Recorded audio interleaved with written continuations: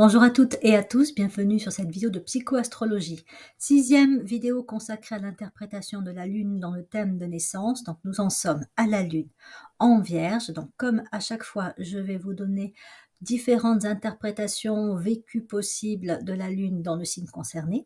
Et puis nous verrons ensuite plus précisément avec 4 maisons comment interpréter donc la Lune en Vierge. Ce seront les maisons 2, 4, 11 et 12 qui seront traités ici. Avant de commencer, j'essaye de trouver à chaque fois des petites citations, des informations complémentaires à vous fournir sur la Lune. Donc là, à nouveau, comme dans la vidéo précédente, je suis allée puiser dans le livre de la magie divine de Omraam Michael Ivanov, ce qu'il avait à dire sur la Lune, donc évidemment à prendre avec son propre discernement. On y croit, on n'y croit pas, on trouve ça intéressant, on trouve pas ça intéressant, on peut zapper aussi ce passage-là. Néanmoins, je l'ai choisi pour plusieurs raisons. D'abord parce que je trouve que ça nous donne des informations un peu différentes de l'astrologie classique sur la Lune, et parce que dans ce qu'il dit là, il y a à mon sens des liens que l'on peut faire avec l'aspect rayon 4 de la Lune, c'est-à-dire le côté dualité qui ressort bien. C'est parti donc pour la citation. Donc voilà ce que dit Omraam Michael Ivanov. La Lune joue un rôle particulièrement important dans le domaine de la magie. D'abord parce que les magiciens observent ces différentes phases, croissante, décroissante, pleine lune, lune noire, pour se livrer à leurs opérations. Ensuite, parce que la Lune elle-même et les entités qui la peuplent sont souvent invoquées lors de ces opérations. La Lune est l'astre de la magie blanche aussi bien que de la magie noire. Les initiés ont souligné ces deux aspects, pur et impur, bénéfique et maléfique. Chez les Grecs, ces deux aspects étaient personnifiés par la déesse Diane ou Artémis, appelée la chaste Diane, et par la déesse Hécate, divinité infernale. La Lune est une région à double face que l'on retrouve dans les deux aspects supérieurs et inférieurs de la séphira Yesod, et sa face cachée a la propriété de recevoir tout le mal qui se fait sur la terre. Car les pensées et les sentiments se déplacent. Les pensées et les sentiments des hommes inspirés par le mal sont attirés par cette face cachée que la science initiatique appelle le cône noir.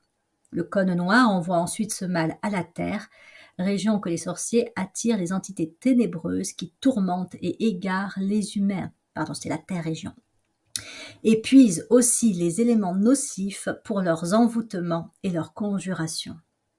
Quant à l'autre face qui est exposée à l'influence du soleil, c'est la région de la pureté, la région des anges qui apporte la vie pure. La lune règne sur les eaux. Si vous voulez vous purifier, devenir comme l'eau limpide, vous devez vous lier à la lune, mais à la région supérieure de la lune, car la lune régit les eaux cristallines aussi bien que les eaux polluées. Comme le soleil a des affinités avec l'eau et avec l'argent. Celui qui sait travailler avec la lune se purifie. Vous pouvez faire ce travail en tenant dans la main un objet en argent et en vous liant à l'archange Gabriel, qui est l'archange de la lune comme Michael est l'archange du soleil, et vous prononcez son nom. La perle aussi, par ses émanations et son symbolisme, a des affinités avec la lune. Voilà, petit partage donc sur des aspects liés à la Lune. Rentrons à présent dans l'interprétation de la Lune en Vierge. Donc on retrouve ici certains aspects qui sont reliés à la Lune en signe de terre, tels que j'ai pu les évoquer dans ma vidéo consacrée à la Lune en Taureau. C'était donc la deuxième, puisque le Taureau est le deuxième signe du zodiaque. Et donc, on va retrouver notamment l'importance, on va même dire un peu la surimportance, de la sécurité, de la stabilité, des tendances à la cristallisation, à être sensible à des conditionnements issus de l'enfance, de l'adolescence ou de la société aussi. On est conditionné. Alors évidemment, pas partout, mais par certains aspects. Il faut aller voir dans quelle maison se trouve la Lune en Vierge pour voir là où justement on peut avoir un besoin de sécurité, de stabilité particulièrement fort et où on peut être un peu plus sujet à des conditionnements, des enfermements. Ça va demander d'y mettre de la conscience, comme à chaque fois dans ces vidéos consacrées à la Lune. Mon conseil, si je puis dire, c'est de ne jamais excessivement se focaliser sur la Lune et de chercher à combattre ses effets, c'est-à-dire à vouloir aller à l'inverse d'eux, mais c'est vraiment de chercher plutôt à développer les qualités de son signe solaire et ensuite de son ascendant. Voilà, Jupiter peut également aider.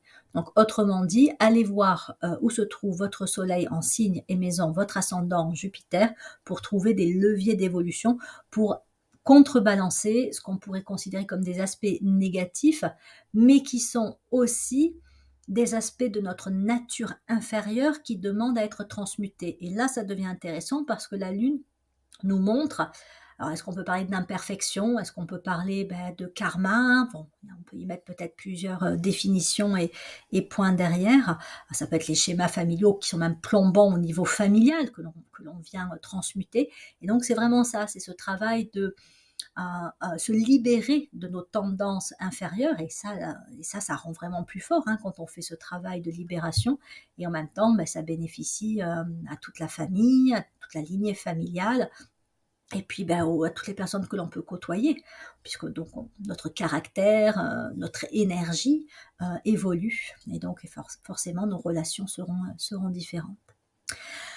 Donc, comme à chaque fois, je vous propose toutes les interprétations que j'ai pu trouver sur la Lune. Donc là, ce sera en Vierge. Tout ne va pas vous correspondre, rassurez-vous, les porteurs de Lune en Vierge.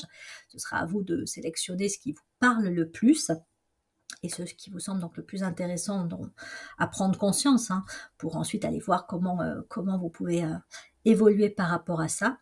Et puis, autre point quand même assez important, pour ne pas dire fondamental, évidemment, en fonction de l'ensemble des configurations du thème de naissance, certains aspects de sa lune seront peut-être renforcés. Par exemple, si vous avez beaucoup de signes de terre dans votre thème de naissance, c'est vrai que la sécurité, la stabilité, ça va devenir vraiment quelque chose de central dans votre conscience et dans votre vie.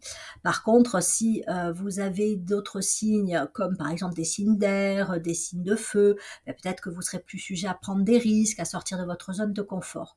Donc, encore une fois, il faut regarder le thème dans son ensemble et se dire aussi qu'avec les années, l'âge, les choses évoluent. Bon, alors, maintenant que cela est dit, mettons la loupe, le focus sur une lune en Vierge. Donc, globalement, comme je le disais, des forts besoins de sécurité, de stabilité, des conditionnements. Et donc, ça veut dire qu'il va y avoir des croyances, des valeurs qui peuvent être relativement enfermantes pour la conscience, pour l'âme, et son évolution. Il peut y avoir un côté très formel et très formaliste. Ça va se traduire comment? Par déjà bien souvent un manque d'estime de soi, c'est-à-dire qu'un porteur de lune en Vierge a tendance à ne pas se considérer, on va pas considérer sa valeur de façon suffisamment forte. Il va plutôt être dans un manque de considération, un manque d'estime de soi, voire carrément un manque de confiance en soi. Là aussi, ça peut se traduire de différentes manières. On est sur des ramifications. Si je manque de confiance en moi, je vais peut-être avoir besoin d'être aidée ou que quelqu'un fasse pour moi, ou je vais compenser en faisant plus pour cacher aussi un petit peu mon manque de confiance en moi, ou je vais justement rester dans ce que je connais bien pour éviter de me mettre en danger. Donc voilà. Donc, manque de confiance en soi, manque d'estime de soi. Je pense que ça touche aussi bien les femmes que les hommes, mais j'allais dire que pour une femme, parce que la Vierge c'est aussi une énergie très féminine, on va bien souvent trouver en tout cas ce manque d'estime et de confiance en soi. Chez un homme, peut-être que, mais bon, je suis peut-être caricaturale en disant ça, il y aura encore plus de surcompensation. Beaucoup d'investissements, beaucoup de vouloir faire encore mieux et puis être encore plus quelqu'un de confiance, quelqu'un sur qui on peut compter, donc qui va peut-être aussi être vraiment dans un souci d'efficacité et presque de contrôle plus. Bon, là aussi ça peut concerner les femmes, mais voilà, il y aurait des études à faire à ce niveau-là. Donc, voilà, le fort besoin de contrôle, de maîtrise, de sécurité et de stabilité. Donc là, après, ça peut être sur les 3 plans, qui sont les plans classiques d'évolution humaine, à savoir physique, émotionnel, mental, donc intellectuelle, c'est-à-dire que sur un plan physique et matériel, une lune en Vierge va donner un besoin de contrôle des finances, de l'argent, voilà, s'assurer qu'effectivement il n'y ait pas de manque sur ces aspects-là. Sur un plan affectif et sentimental, il peut y avoir le besoin de la présence d'une autre personne, mais aussi le besoin de donner de l'amour. On va voir que ça peut conduire aussi à une tendance à la surprotection. Les porteurs de lune en Vierge peuvent avoir tendance à se faire beaucoup de soucis pour leurs proches et à tomber dans un excès de contrôle parce qu'ils veulent donc faire en sorte que tout se passe bien. Il y a de l'inquiétude, il y a de l'anxiété souvent. Chez les porteurs de lune en Vierge, il y a cette tendance, comme je disais, à se faire du souci. Pour eux comme pour les autres, et parfois plus que pour les autres que pour eux. Donc aussi un fort besoin de contrôle, de maîtrise sur le plan intellectuel, sur le plan des compétences, ce qui implique effectivement qu'un porteur de lune en Vierge a tendance à vouloir tout bien faire et à s'assurer que voilà, il n'y ait pas d'oubli, d'erreur. Donc ça peut être la personne hyper organisée, mais peut-être même trop organisée. D'ailleurs, sur un plan physique, ça peut aussi donner un côté un peu maniaque, voilà. Même des troubles obsessionnels du comportement à l'excès, évidemment. C'est une forme de contrôle aussi. Donc, et ça peut donner des personnes qui vont vraiment s'investir, voire se surinvestir pour s'assurer que tout est bien fait, que voilà, il n'y a pas d'erreur, il n'y a pas de rien n'a été oublié, mais avec toujours un petit peu cette arrière-pensée que il y a peut-être quelque chose qui n'a pas été assez bien fait. Voilà. Ça rejoint aussi le manque d'estime de soi, cette impression que effectivement on peut être pris en faute on peut être pris en faute parce que on a peut-être oublié un truc, on n'a pas été assez vigilant à ça, on n'a pas assez creusé ce sujet-là. Enfin voilà, c'est le pas assez quelque part, pas assez bien. Être quelqu'un de pas assez bien, c'est ou de pas faire quelque chose assez bien. On peut retrouver ça chez beaucoup de porteurs de lune en Vierge. Donc vous l'aurez compris, ça peut avoir plusieurs conséquences, dont la conséquence de les rendre hyper alors, je sais pas si on peut dire manipulable, mais en tout cas corvéable. Voilà, des personnes à qui on va en demander beaucoup et on va en demander même plus parce que, et comme ils ont cette faille un peu à penser naturellement que oui, ils ont peut-être pas fait assez bien, ce sera assez facile de leur demander à ce qu'ils revérifient encore ou qu'ils retravaillent un petit peu plus là-dessus parce que voilà, c'est pas encore assez bien fait. Corvéable, voilà. Le syndrome de l'imposteur, alors on va le retrouver évidemment pour d'autres signes astrologiques ou d'autres configurations, c'est pas propre à une lune en Vierge, n'empêche que les lunes en Vierge peuvent faire partie de ceux qui ont une sensibilité, une hypersensibilité à ce syndrome-là. Et comme je le disais, voilà, ça va les pousser à travailler très dur pour compenser ce syndrome avec un risque de se mettre beaucoup de stress, de pression, même ça peut aller dans les cas encore une fois extrêmes, à de l'angoisse, des troubles du sommeil, des troubles d'alimentation, voilà. C'est l'enfant aussi à l'école qui a peur de mal faire, qui a peur, aussi la peur de décevoir, qu'on peut retrouver chez beaucoup de porteurs de lune en Vierge. Et donc, toujours pareil, la notion de compensation ou de surcompensation, retenez-la si vous avez une lune en Vierge, essayez d'explorer si ça vous correspond. Mais si vous pensez qu'effectivement, vous risquez de pas faire assez bien, vous risquez d'échouer, vous risquez de pas être à la hauteur, vous risquez de décevoir, il y a des grandes chances que, parce que justement vous ne voulez pas décevoir, échouer, vous compensiez en surtravaillant, en aussi cherchant à faire plaisir aux autres, en commençant par les parents dans l'enfance. Ça peut être les enseignants aussi, et donc dans ces cas-là, même à l'âge adulte, ça peut poursuivre un porteur de lune en Vierge qui va être un gros travailleur, mais au point de se mettre trop de pression. Il y a 2 signes astrologiques, j'en ai parlé dans d'autres vidéos, qui sont particulièrement sujets au burn-out, c'est le Capricorne et la Vierge. Avec une lune en Vierge, il y a un risque, il y a un risque de burn-out accru. Voilà. Encore une fois, on est sur les dualités du rayon 4 d'une lune, donc il peut aussi avoir l'effet complètement inverse, c'est-à-dire la personne qui, au bout d'un moment, se disant de toute façon, comme j'arriverai jamais à faire aussi bien que ce qui est attendu de moi, ou que l'image un peu idéalisée que j'ai de ce qu'il faut bien faire, l'image de la perfection, les porteurs de lune en Vierge sont des perfectionnistes fondamentalement, du coup il y en a qui vont choisir de complètement lâcher l'affaire, et donc on va trouver tout à fait l'opposé de ce que je suis en train de vous dire, c'est-à-dire qu'au lieu d'avoir des personnes qui vont se surinvestir et qui vont être à fond à chercher à faire de leur mieux, ceux qui vont dire bah non mais moi de toute façon j'en ai rien à carrer, voilà, je bâcle le truc ou je fais pas tout simplement, ça m'intéresse pas. Mais à la racine, si vous voulez, c'est la même problématique. Après, les réactions peuvent être sur une polarité ou l'autre, selon la sensibilité de la personne, selon l'ensemble de son thème, selon son éducation, voilà, selon la conscience aussi qu'elle a des choses. Donc ça conduit aussi, quand on a une lune en vierge, c'est qu'on peut avoir tendance aussi à développer des habitudes qui conduisent à la routine et à la cristallisation. Le besoin de sécurité, de stabilité, qu'on va retrouver à tous les niveaux, mais encore une fois, la maison dans laquelle se trouve la lune en vierge va nous dire où ces habitudes peuvent être les plus fortes, là où elles sont les plus présentes. Et donc, ben voilà, ça peut être la routine dans la vie de tous les jours, ça peut être la routine professionnelle, ça peut être la routine dans le type des relations, de son réseau relationnel. On fréquente toujours les mêmes personnes, on vit toujours les mêmes activités, les mêmes expériences. Et donc, en fait, on s'en rend pas compte, mais on risque justement de cristalliser par... En fait, c'est un peu comme des aliments. C'est comme si on mangeait tout le temps la même chose et qu'on n'apportait pas à son corps des aliments différents pour le maintenir en bonne santé. Donc, on va s'appauvrir. Voilà. Et sur le plan de la conscience, c'est ce qui se passe, c'est qu'on ne donne pas à la conscience suffisamment d'expérience, de connaissances, de variété pour qu'elle continue à s'enrichir. Et donc, voilà, ça crée un appauvrissement. Et ça va finir par se traduire par soit de l'insatisfaction, parce qu'on sent bien qu'on passe à côté de quelque chose, soit un sentiment de décalage, parce qu'en fait, comme on va dire le monde évolue et que soi-même on a cristallisé dans certains aspects de sa vie, ben, on a un peu l'impression de finir par être largué. Voilà, on est largué dans tel ou tel domaine, dans telle ou telle façon de penser, sur tel sujet, voilà. Ou même voilà, professionnellement, on est largué parce qu'on n'a pas développé ses connaissances et compétences, puisqu'on est resté dans son champ de connaissances, de compétences. Donc voilà, des décalages aussi dus à la routine et la cristallisation.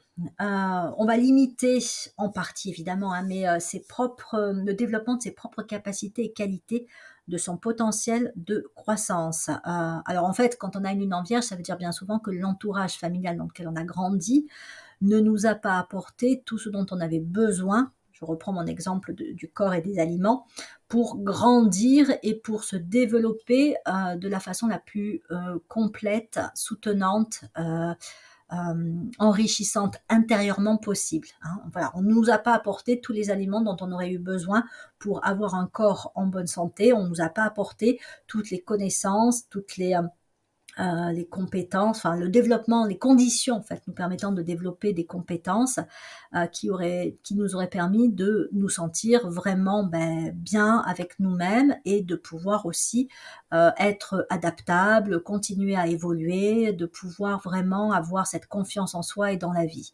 Il y a des carences, voilà. On pourrait parler de carences avec une lune en vierge, comme il peut y avoir des carences dans le corps physique, il peut y avoir des carences en termes affectifs, des carences affectives, et des carences en termes aussi donc de connaissances, de soutien apporté pour développer ses propres qualités. Donc il peut y avoir une tendance à s'inquiéter, bon je l'ai déjà dit, hein, pour les proches, ce qui peut entraîner une surintervention et de l'ingérence. Alors soit on a eu un parent surprotecteur, soit à l'inverse, toujours le rayon 4, on a eu un parent soit absent, soit on va dire peu présent dans le sens de négligent quelque part, alors pour des raisons diverses et variées. Hein. Encore une fois, dans mes vidéos, je ne cherche pas à accuser qui que ce soit, mais bon, ça peut être un parent dépressif, ça peut être un parent qui a quitté le foyer, ça peut être un parent, oui, malade, ou tout simplement pas disponible parce que beaucoup dans le travail.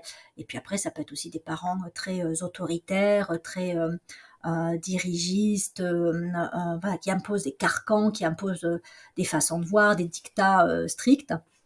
Et donc, en fait, on va devenir soi-même soit un parent qui va reproduire ce même type de schéma, enfin un adulte déjà avant d'être un parent qui va reproduire ce même type de schéma, soit on va chercher à prendre l'inverse, mais en prenant la tendance inverse, on est toujours dans l'influence des schémas familiaux. C'est pour ça que bien souvent, alors ça c'est ma casquette de psychologue, hein, j'aurais tendance à dire que sans un travail sur soi, un travail personnel, psychothérapeutique, on peut très longtemps reproduire ou être conditionné par ce type de schéma parce qu'on n'en prend pas conscience. Le travail thérapeutique a notamment comme qualité, quand il est bien mené évidemment, de nous amener à prendre du recul par rapport à une histoire familiale et par rapport à des injonctions familiales, par rapport à des modèles, par rapport encore une fois à des manques et des carences, et donc de se dire, bon qu'est-ce que je peux, en ayant cette conscience-là, mettre en place? Parce que voilà, ce que j'ai mis en place jusqu'à présent, qu'est-ce qui fonctionne, qu'est-ce qui fonctionne pas, voilà, qu'est-ce que je reporte aussi sur mes enfants, puis peut-être aussi sur le conjoint, sur les collègues de travail, sur les amis, sur voilà, toutes les projections qu'on peut avoir dues à nos manques. Donc, un travail sur soi peut aider vraiment à prendre du recul et à avoir des leviers de changement, d'action, d'évolution. Donc, la tendance à s'inquiéter qui peut entraîner une surintervention de l'ingérence, c'est ce qu'on appelle aussi les parents hélicoptères. Quand on a une lune en vierge, alors évidemment, encore une fois, c'est pas tous les porteurs de lune en vierge, mais quand même, on peut avoir tendance à être un petit peu un parent hélicoptère, c'est-à-dire un parent qui intervient dès que son enfant semble rencontrer une difficulté, ne pas savoir, ne pas être en capacité de, et donc on va faire pour lui, on va faire à sa place, ou on va le pousser à qu'il fasse ceci ou cela, en se disant que soi-même, on n'a pas eu ce soutien-là, on n'a pas eu cet accompagnement-là, donc on veut donner ça à son enfant, mais parfois c'est trop. Voilà, on est dans un interventionnisme, une présence trop forte, et on empêche aussi l'enfant de développer son autonomie, de faire ses propres erreurs, d'échouer, et de dire oui, qu'il peut grandir aussi à partir de ça. Donc ça peut être aussi la personne qui va culpabiliser facilement, ça c'est partagé avec le poisson, hein, la Vierge, le poisson, la culpabilité, ils connaissent bien, donc une lune en Vierge, ça peut être une personne qui va culpabiliser très facilement, et notamment, comme je le disais précédemment, hein, dans l'impression de ne pas faire assez bien, de ne pas en faire assez, de ne pas être assez présent, de ne pas aider assez, de ne pas soutenir assez, bref, hein, le pas assez, encore une fois, qui fait culpabiliser. Et donc, ça donne aussi beaucoup de difficultés à dire non. Hein, non, là, je peux pas t'aider. Non, là, c'est à toi de le faire, c'est pas à moi de le faire. Adresse-toi à quelqu'un d'autre. Les porteurs de lune en vierge, ça peut être compliqué ça peut être compliqué de dire non. Comme ça peut être compliqué de ne pas intervenir s'ils voient une personne qui leur est chère rencontrer des difficultés. Après, c'est pas qu'il faut pas intervenir, c'est qu'il faut trouver le juste niveau d'intervention. Et puis souvent, il y a beaucoup de soucis, encore une fois, qu'un porteur de lune en vierge peut se faire pour la personne. L'émotionnel est fort, et du coup, ça fausse aussi la vision de l'aide juste à apporter. Voilà, des fois, on va aider pour pouvoir se calmer intérieurement, avant tout, pour se sentir mieux, pour éviter de culpabiliser. Et après, on ne va pas se rendre compte que voilà, on n'aide pas de la façon la plus juste et la plus adaptée. Chez certains porteurs de lune en vierge, c'est peut-être moins courant, mais je le dis quand même parce que ça fait partie quand même de ce qu'on peut retrouver. Il y a ce côté, encore une fois, formaliste, formel. Hein, les apparences peuvent être importants. Hein, c'est signe de terre, donc on est sur les aspects les plus concrets, les plus matériels, les plus formels. Et donc, vous avez, pour certains porteurs de lune en vierge, vraiment cette importance de sauver les apparences. Voilà, c'est les apparences qui comptent, que ce soit l'apparence physique, mais que ça... Voilà, comment je m'habille, comment je suis physiquement, mais ça peut être aussi l'apparence sociale. Hein, voilà, peut-être que mon foyer, ma famille, enfin, c'est tout en train de s'effondrer, mais du moment que je sauve les apparences, ça va, c'est bon. Voilà. Ça fait un peu vieille France, hein, à ce niveau-là, ce côté un petit peu. Il fallait pas que un tel ou un tel l'apprenne, que ça allait pas, que voilà, tiens, ils vont divorcer, nanana. Bon, mais ça peut encore exister, ou alors c'est plus subtil maintenant que que par rapport aux valeurs passées, où effectivement le divorce était très mal vu, ou je sais pas, il fallait pas montrer que on avait perdu son travail ou des choses comme ça. Enfin voilà, il fallait cacher les choses, sauver les apparences. Et il peut y avoir un lien fusionnel à la mère, que l'on soit un homme ou une femme porteur de lune en vierge. La vierge, comme je le disais, c'est le féminin. Et donc, voilà, il peut y avoir un lien fusionnel à la mère. Ce lien peut être encore une fois soit physique et affectif, soit physique, affectif et ou intellectuel. Ça veut dire quoi? Ça veut dire que si c'est un lien physique, on va rester proche physiquement de sa mère, on va l'appeler souvent, elle va nous appeler souvent, elle va être peut-être même un peu trop présente dans le foyer familial. Si c'est affectif, ça veut dire qu'effectivement on se fait facilement du souci pour sa mère, on s'en occupe beaucoup aussi, puis on cherche à lui faire plaisir, donc là aussi on peut être biaisé par les attentes projetées par la mère et le fait qu'en fait on va vivre une vie qui va plutôt répondre au modèle maternel, ce que la mère attend de nous, ce qu'elle voudrait que l'on fasse, comment elle voudrait qu'on vive, etc. Et si c'est intellectuel, ça veut dire qu'en fait on hérite aussi de ses croyances, de ses valeurs. Je sais pas, une mère qui me dit que le meilleur métier pour moi c'est de devenir professeur des écoles, et puis je dis ok, je vais devenir professeur des écoles. Je sais que j'ai un lien fusionnel à ma mère plutôt que d'écouter ce que moi j'aurais vraiment pu considérer comme juste pour moi. Bon, encore une fois, c'est caricatural et sans doute que ça ne concerne pas tous les porteurs de lune vierge, n'empêche que, voilà, allez voir comment est le lien à la mère, ça peut être un point de développement de la conscience intéressant. Donc, de la psychorigidité, et tout ça peut être lié à ce que je viens d'évoquer, hein, c'est-à-dire que les valeurs morales ou étroites qui sont strictes, ça peut être des valeurs familiales héritées, par la mère ou par le père, peu importe.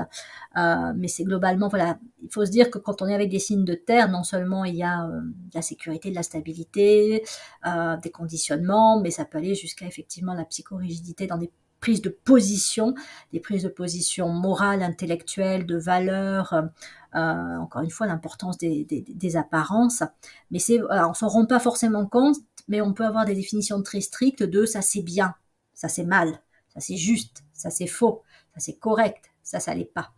En parlant de ce côté correct, pas correct, vous pouvez avoir chez certains porteurs de lune vierge, et encore une fois, c'est pas les seuls à manifester ce trait-là, une tendance à corriger les autres. C'est-à-dire, c'est ceux qui, par exemple, vont corriger les fautes d'orthographe dans les réseaux sociaux ou sur des copies. Donc, on se bloque, on se focalise sur les apparences au détriment parfois de la profondeur de ce qui peut être le message transmis dans un texte, dans un écrit. On voit les fautes, on voit ce qui ne va pas, on pointe là-dessus, mais on ne voit pas effectivement que derrière, déjà, il peut y avoir eu tout un travail de fait, de réflexion, d'analyse, et puis il peut y avoir aussi quelqu'un qui se livre à cœur ouvert.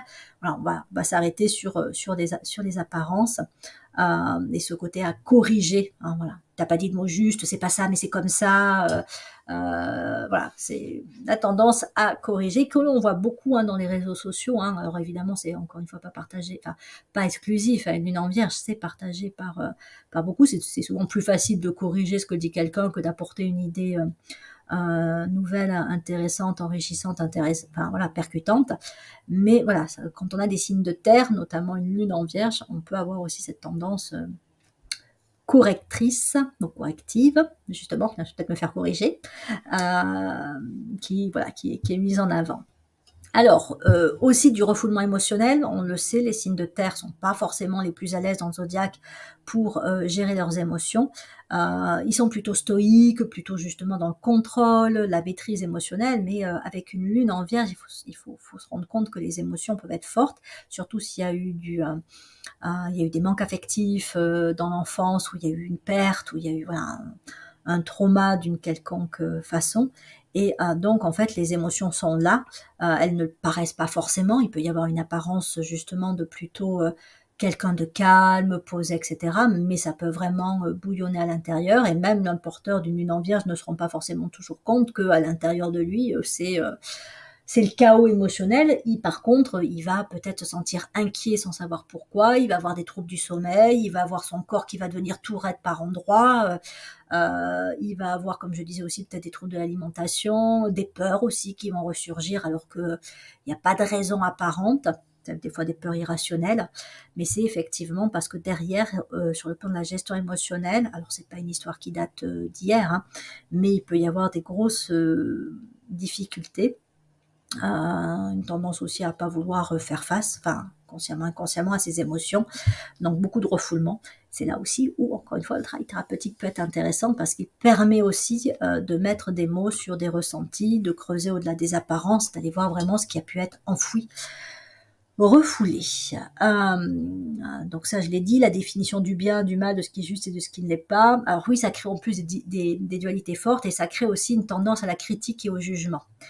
Et là, c'est pareil avec toujours le côté dualité rayon 4 de la Lune.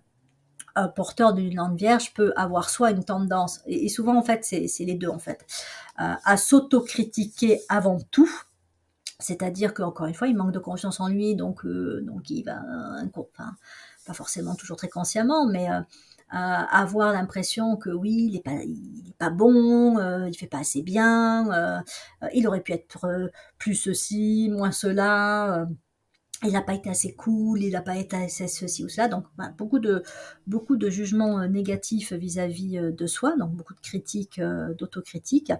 Mais ça peut être aussi la personne qui critique énormément à l'extérieur. Hein. Ça reprend un peu le schéma du correcteur, c'est-à-dire la personne qui va dire ben non mais ça va pas, qui va pointer les erreurs, qui va voilà, qui va émettre beaucoup de critiques, de jugements péremptoires, voilà, qui va avoir des opinions et des idées très arrêtées. Et après, ça dépend encore une fois des autres signes présents, mais si elle a des signes de feu, par exemple, elle pourrait être très spontanée dans le fait d'émettre ces critiques-là.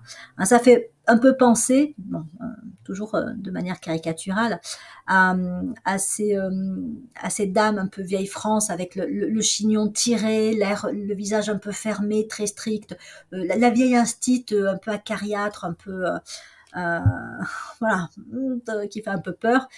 Il peut y avoir chez certains porteurs de lune en vierge un côté comme ça assez froid, dur, cassant, voilà, pas forcément très agréable, avec aussi des valeurs morales, des valeurs conventionnelles très strictes, qui fait que on va juger en fonction de ces valeurs-là. Si l'autre rentre dans les cases, c'est bon, et encore il a intérêt à rentrer dans les cases de la façon dont je m'attends à ce qu'il rentre dans les cases, et s'il y rentre pas, là attention, limite on va sortir le fouet, physique, verbal, peu importe, pour remettre dans les rangs. Bon, encore une fois, hein, j'y vais un peu fort, mais c'est pour mettre en exergue ces aspects-là. Ça sera peut-être plus facile si vous connaissez des porteurs de lune en vierge, que vous n'êtes pas directement concerné par ce que je vous dis là, pour reconnaître que ça peut être présent. Si vous avez une lune en vierge, vous allez peut-être vous dire, ouais, non, mais elle exagère, ou je suis pas d'accord avec elle, ou elle y va un peu dur. Vous prenez ce qui vous correspond, ce qui fait tilt sur le moment où vous écoutez cette vidéo. Peut-être que vous y reviendrez plus tard, ou peut-être que voilà, vous aurez des retours aussi de l'extérieur qui vous amèneront à éclairer certains points évoqués ici. Et puis, il y a peut-être tout un tas de points qui ne vous correspondent pas, ou qui ont pu être dépassés. Ça, c'est encore mieux. Ça, c'est quand, oui, j'étais comme ça avant, mais j'ai travaillé, j'ai évolué. Alors, on peut se dire bravo, parce que c'est pas évident de dépasser ses tendances, enfin, sa nature inférieure. Alors, quoi d'autre? Donc, dualité, critique, opposition. Il y a aussi une notion d'idéal qui est très forte chez la Vierge. C'est pour ça aussi qu'elle est sensible à la culpabilité. Elle idéalise, elle s'idéalise, ou elle idéalise ce qu'elle devrait faire, comment elle devrait être. Et donc, forcément, quand elle voit que les choses ne se passent pas comme elle l'aimerait, il y a des déceptions, grosses déceptions. Les porteurs de lune en vierge sont sûrement très sensibles à la déception. Et du coup aussi critiques. Donc déception si moi j'ai pas réussi, mais déception aussi si l'autre n'a pas fait ou n'a pas réussi comme je m'attendais à ce qu'il réussisse, ou ce qu'il fasse, ou ce qu'il dise, ou... Donc voilà, c'est ce qui peut... voilà, idéalisation, déception, ça marche ensemble, et avec une lune en vierge, c'est un peu les montagnes russes de ce côté-là. Un coup j'y crois à fond, puis voilà, le coup d'après, je vais être déçue, parce que forcément, ce que j'ai cru, c'était trop idéalisé, donc c'était pas possible. Donc, bien souvent avec une lune en vierge, on va retrouver une histoire familiale de femmes de lignée féminine dévalorisées, ou qui n'ont pas pu s'exprimer, qui n'ont pas pu trouver leur juste place, donc de femmes dont le rôle, les fonctions ont été, si je puis dire, rabaissées. C'est un peu La Vierge est un signe de service, mais quand on a une lune en Vierge, il n'est pas rare qu'on se retrouve, alors soi-même déjà, hein, plus dans une position de servante. C'est-à-dire que le service, dans déformé, ça va donner la servante. Mais pareil, si c'est un homme, hein, ça peut donner le serviteur aussi. Mais le serviteur au sens de un peu le larbin, si je puis dire. Hein. Là aussi, c'est pas très beau comme terme. Hein. La personne à qui on va confier ce qu'on n'a pas envie de faire, ou les activités les plus difficiles, ou on va l'enfermer dans un rôle. Et ça, il y a eu beaucoup de femmes dans les générations précédentes qui se sont retrouvées obligées de tenir une fonction, un rôle sur le plan familial, même sur le plan professionnel quand les femmes travaillaient. Où elles n'avaient pas forcément la même reconnaissance, le même salaire. Hein, voilà. Je suis pas là pour lancer un débat sociétale et justement accentuer les oppositions hommes-femmes. Bon, après, c'est des faits historiques, hein. Mais vraiment pour dire que quand on a une lune en Vierge et qu'on est une femme, peut-être qu'on est venu aussi faire face à cette histoire du féminin écrasé, du féminin déconsidéré, dévalorisé, qui a pas trouvé sa place. Donc on porte ces schémas-là en soi, mais on est venu aussi justement dépasser, hein, transcender ces aspects-là. Donc c'est un peu un combat aussi interne entre des vieilles tendances, une vieille histoire, et ce qu'on est réellement capable d'accomplir au cours de sa vie. Et quand on est un homme, soit on peut se retrouver aussi dans une lignée féminine où l'homme a été castré. Hein, il y a eu castré psychologiquement, hein, psychiquement, pas physiquement. Mais il y a aussi, quand on est un homme porteur de lune en Vierge, hein, les femmes une mère trop autoritaire, castratrice, même ça peut être un homme, un père aussi, hein, dominant.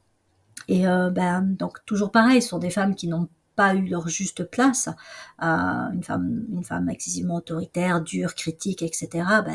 Elle a son histoire aussi sûrement très difficile derrière, mais n'empêche que pour un homme porteur d'une lune Vierge, il y a aussi un beau travail, il y a un sacré travail de réparation à faire en lui-même, mais aussi par rapport au féminin. Ok, il peut y avoir un syndrome du sauveur, parce que, encore une fois, la Vierge, c'est un signe de service, c'est un signe d'aide, c'est une énergie d'amour, et c'est pour ça aussi qu'elle fait facilement du souci pour ses proches. Mais donc un porteur de lune en Vierge peut avoir un petit peu cette tendance à vouloir sauver. Alors si c'est un homme qui a une lune en Vierge, peut-être qu'il voudra sauver des femmes. Donc il va attirer vers lui dans le couple notamment des femmes qui ont des problématiques sûrement assez conséquentes. Il va se retrouver à vouloir les aider, les sauver, et ça ne va pas fonctionner. Dites-vous bien que ça ne va pas fonctionner parce que c'est pas votre rôle et parce que c'est pas ça qui est à travailler. C'est remettre les choses à leur place et à renvoyer chacun à ses responsabilités en aidant comme on peut, mais pas en sauvant. On peut pas sauver une autre personne. C'est un travail que fait la conscience de chacun. Mais ça peut être aussi des personnes qui vont s'engager de manière sociale, humanitaire, sauver des animaux, sauver la nature. Voilà. Si on pouvait sauver le monde avec lune en Vierge, voire lune en Poisson, là pareil, on peut avoir ces tendances-là avec toujours pareil, hein, l'idéalisation de ce que je pourrais faire, de ce que je devrais faire et pourquoi j'en fais pas assez, et toujours la problématique de la culpabilité. Donc la personne hyper serviable, homme ou femme, ayant une lune en Vierge, on va trouver ça assez couramment. Donc avec aussi, pour le coup, quand on est trop serviable, on en revient à ce que je disais tout à l'heure, on peut finir comme étant le larbin ou la personne utilisée, corvéable à merci, hein, dans son travail, dans sa famille, même au niveau de ses proches, ses amis, on peut aussi connaître ça. J'en parlerai un peu avec la lune en Vierge en maison 11 notamment. Ça pose la question des rapports au groupe, donc rapports au groupe même amicaux. Donc voilà, le côté à se retrouver à servir, à être utilisé. Donc une position, en fait, on s'en rend pas compte au départ, où on peut être dévalorisé. Nous, on peut avoir l'impression, quand on en a une lune en Vierge, que c'est super, on est utile, on rend service, et puis du coup, on peut être apprécié, on peut être aimé, voilà. Jusqu'au moment où on peut se dire, non mais là, ça va trop loin, c'est trop. Et puis c'est pas juste pour moi, mais c'est même pas juste pour l'autre, il m'en demande trop, et lui qu'est-ce qu'il fait, ou lui ou elle, hein, qu'est-ce qu'il fait, et puis je sais pas que ça faire aussi. Bon, voilà. Après, bah, c'est des bosseurs, hein, les personnes qui ont des signes de terre tels que la Vierge. Donc si vous avez beaucoup de signes de terre, vous pouvez être vraiment vous engager, vraiment beaucoup donner de vous et tenir longtemps comme ça, mais bon, voilà, ça pose la question de savoir si c'est vraiment juste. Donc il peut y avoir de l'idéalisme à l'extrême, hein, pareil, c'est dans des cas assez extrêmes, du fanatisme, parce que c'est le fanatisme, c'est la note supérieure à l'idéalisme. On croit absolument en telle cause, en telle valeur, en telle idéologie. Bah, ça peut même être religieux, hein, le fanatisme religieux, lune en Vierge. On a, voilà, bon, il peut y avoir des figures comme ça. Mais voilà, on a sa vérité, ses conceptions. Alors, on peut dire que oui, on en a. Le porteur de lune en Vierge en aura forcément et va être enfermé par des conditionnements, mais certains vont aussi en plus chercher à convertir, à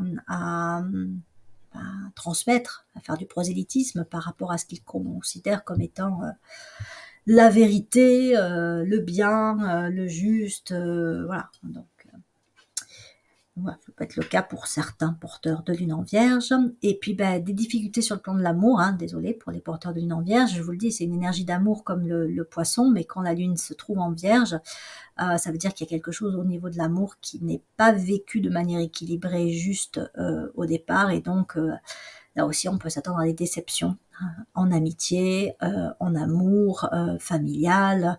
Voilà, dès que le cœur, dès que la relation affective va être présente, ça peut être compliqué.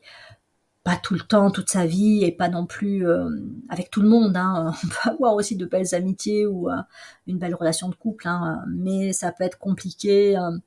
Je sais pas, ça peut être compliqué avec un parent, ça peut être compliqué, oui, avec le premier, dans les premières relations de couple ou les premières relations aussi amicales, voilà, on va être déçu parce qu'on croyait en l'autre et puis ça se passe pas bien. Donc, on a aussi besoin d'éclaircir ça, hein, son rapport à l'amour. Hein. Puis on en revient à la déclinaison de l'amour. Hein, comment je m'aime moi déjà pour commencer. Comment j'aime l'autre, qu'est-ce que j'attends de l'autre, quel amour je veux recevoir de l'autre. C'est réfléchir de manière générale sur son vécu de l'amour. Les versions introverties, les versions extraverties, bon, je ne vais pas les développer, vous les avez sous les yeux, ça va reprendre des points que j'ai déjà évoqués, ça va peut-être en amener d'autres aussi, mais vu le temps déjà consacré sur cette première partie, je vais passer directement aux maisons qui m'ont été demandées et après vous pouvez mettre la vidéo en pause pour creuser un petit peu ces aspects introvertis, extravertis, puis de toute façon j'y reviendrai aussi à travers les maisons. Donc, voyons un peu plus de quoi il en est lorsqu'on s'intéresse à l'interprétation d'une lune en Vierge en maison, en commençant par la maison 2.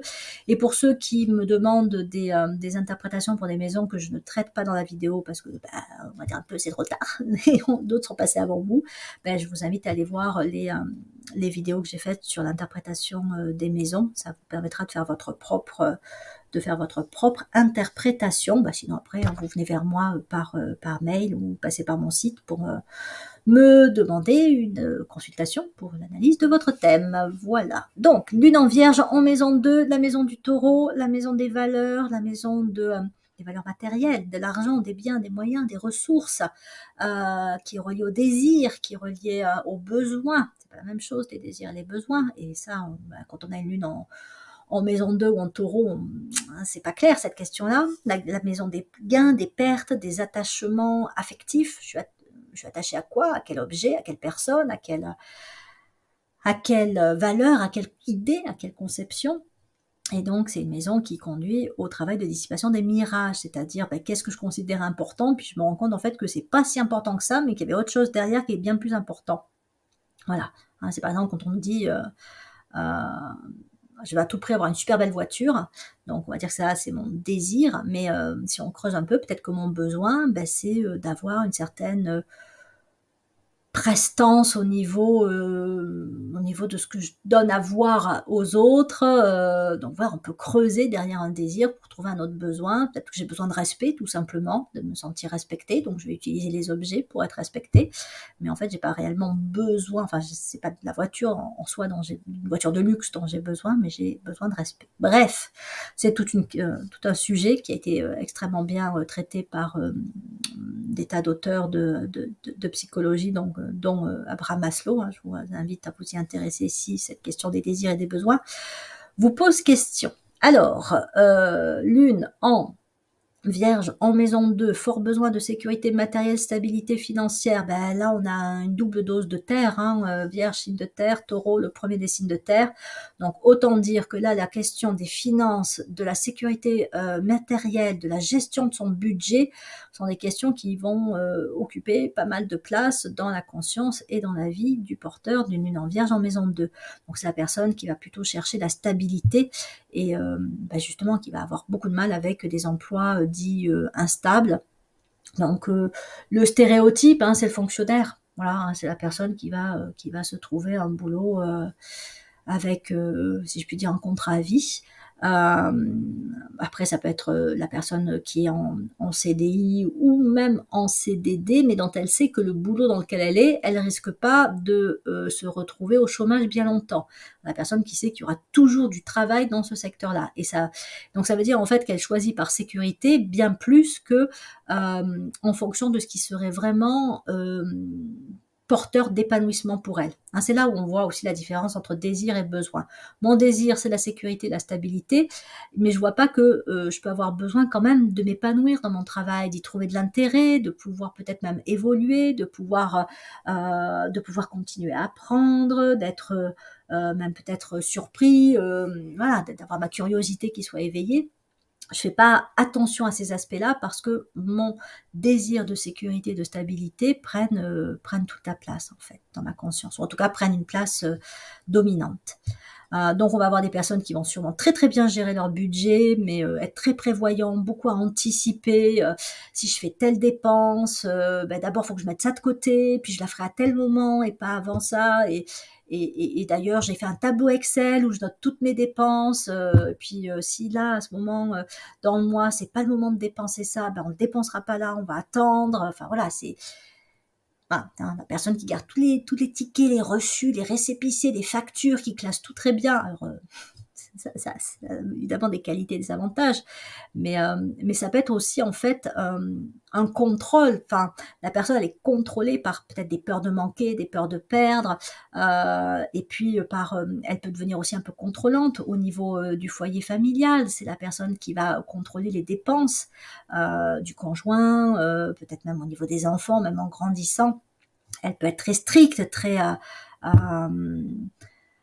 ouais, elle peut bloquer un petit peu. Enfin, ça manque, si je puis dire, d'ouverture à l'improviste, enfin, oui, aux improvisations, ça manque un peu de flexibilité, de souplesse.